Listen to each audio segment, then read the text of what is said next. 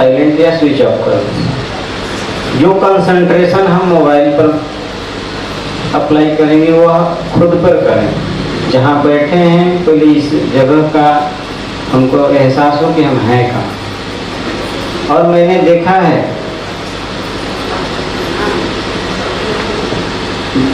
कि कभी हम महोत्सव में जाते थे तो पॉइंट्स नोट करते थे कि किस विषय पर साहब मेन टॉपिक नोट करते थे, कुछ बीच में बातें आती थी नोट करते। कुछ दिनों के बाद मुझको लगा कि फालतू काम, किसी आयोजन में हम चुपचाप बैठ के सुने किनारे वो ज़्यादा काम करता है। और साहब ने इस अनुभूति में लिखा है कि अच्छा वक्ता बनने के लिए पहले अच्छा श्रोता बनना पड़ता है। तो चाहे कोई भी शिवशिष्य आए, हमारा अट्रैक्शन उतना ही रहे, उससे हम आकलन कर सकेंगे। मान लीजिए वो कंसेप्ट से कुछ बाहर भी जाता है तो उसको हम आकलन कर लेंगे कि ये काम हमको नहीं करना है। जो कंसेप्ट के अंदर में है उसको तुरंत लपक लेंगे, लेकिन हम सुनेंगे तब।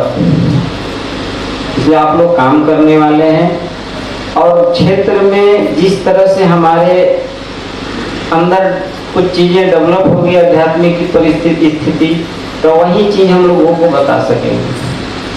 ठीक है, आइए हम लोग रामदास जी से सुनते हैं। मैं उपस्थित आप सभी के चरणों में प्रणाम करता हूँ। मेरा प्रणाम स्वीकार हो, स्वीकार हो।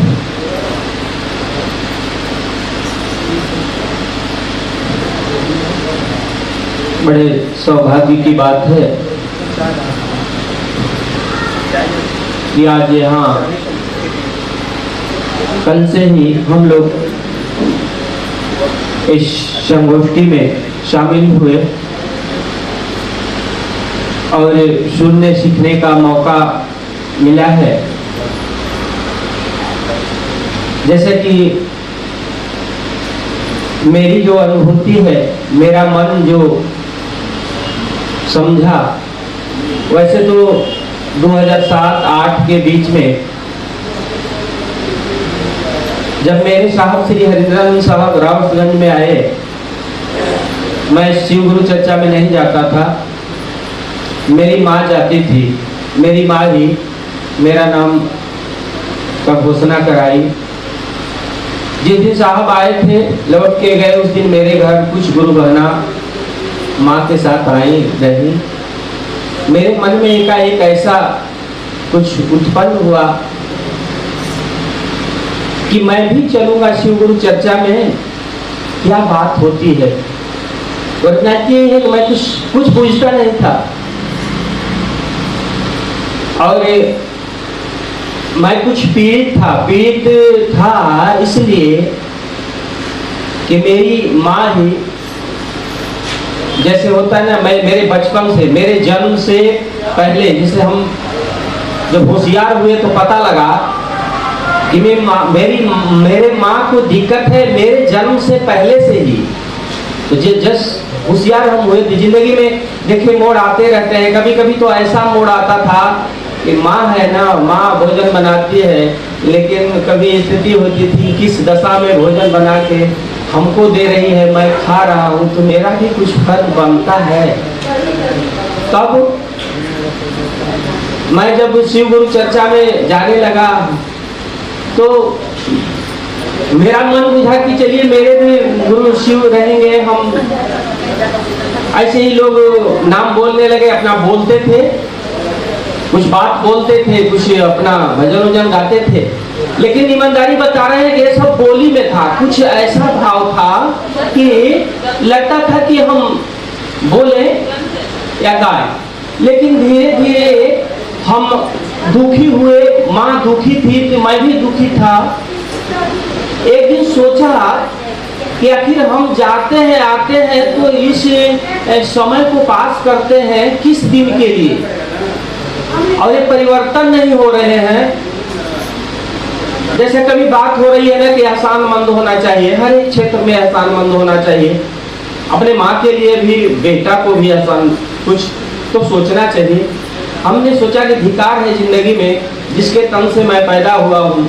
और सौभाग्य तो यह है, उसी की चाहत से उसी ने पहले कदम बढ़ाया, उसने मेरे नाम को घोषणा कराया।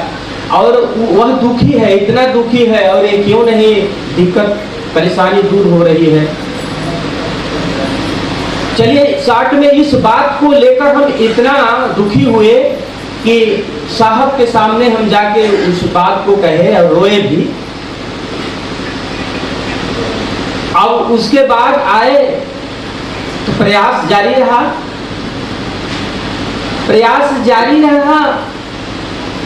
फिर भी इस मन में तसल्ली नहीं हुई। एक दिन ऐसा आया कि हम अपने आप में हार थक गए, जैसे होता है कोई स्थिति ऐसी आती होगी। मैं मन से सोचा कि कुछ भी नहीं है, साहब की बात भी कुछ नहीं है, ये शिव गुरु कुछ भी बात कुछ नहीं है।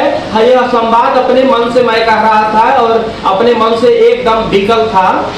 और हम सोचे कि कुछ भी नहीं है, मेरे करने से कुछ हो भी नहीं रहा है, ये सब बेकार है। जब हम इस स्थिति में आए उसी दिन से परिवर्तन हो गया। जब परिवर्तन हो गया तो मन ने बुझा के देखिए मेरे करने से कुछ भी नहीं हो रहा है, मेरे करने से कुछ भी नहीं हो रहा है। और अनुभूति इतनी बड़ी है, परिवर्तन आज भी माँ भी है, जिंदा है। तो मुझे अनुभूति हुई कि जो दुख मेरे जन्म के पहले से मेरे माँ के प्रति था, वह बात किसी तरह से, यह बात मैंने इतना जल्दी नहीं गई, साहब के पास गई और हमने कहा रोया। और यह बात आके जब हम एकदम यह मन में सोच लिया कि मेरे करने से कुछ भी नहीं हो रहा है, कुछ नहीं होगा, तब यह बात परिवर्तन हो गया और अनुभूति मिली, वहाँ ठीक हुई। उसके बाद मन बुझा, और मन ये बुझा उस दिन भी मन कह रहा है कि मुझे मेरे करने से कुछ नहीं हो रहा है, लेकिन गुरु मेरे शिव ही रहेंगे, गुरु शिव है मेरे। तब परिवर्तन हुआ, मन बुझा के देखे यह गुरु जो अनुभूति है जीवन के लिए मेरे लेवल पे, दूसरे का लेवल जो कुछ हो, अपनी अनुभूति है, मेरे लिए बहुत कुछ हुआ।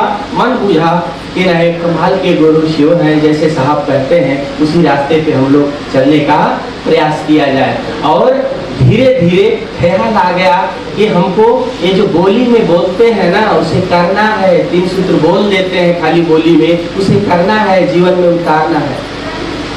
बस ज्यादा कुछ न करते हुए यही मेरी अनुभूति है और मेरा अनुभव। मेरा मन बुझा, अपनी बात जो है हम अपनी बात कहे, किसको क्या लगता है। अब ऐसा लगता है कि मेरा मानना कब तक, मेरा क्या है, मैं कब तक मानूंगा कि मेरे गुरु शिव रहेंगे। ऐसी दया हो, कहते हैं न पहले में है कि हे शिव आप मेरे गुरु हैं, मैं आपका शिष्य हूँ, मुझ पर दया कर दीजिए। मैं कह रहा हूँ ना कि आप मेरे गुरु हैं, यह बात उनको ऐसा लगे, वो हमको स्वीकार कर ले। मेरा मानना तो कब तक टूट जा सकता है, लेकिन वो मुझे अपना बना ले शिष्य के रूप में, यह बात तब जिंदगी धन्य होगी। इसीलिए मनोकामना में है कि शिष्य होना है और वो मुझे प्यार करे। मेरे तरफ से हो रहा है कि आप मेरे हैं, लेकिन अगला प्रेम 2 सप्ताह में होता है, तो अगला मैं चाह रहा हूँ, अगला चाह रहा है कि नहीं। जब वो चाहे मुझे वो पकड़ ले, तब न जिंदगी बल्ले बल्ले है।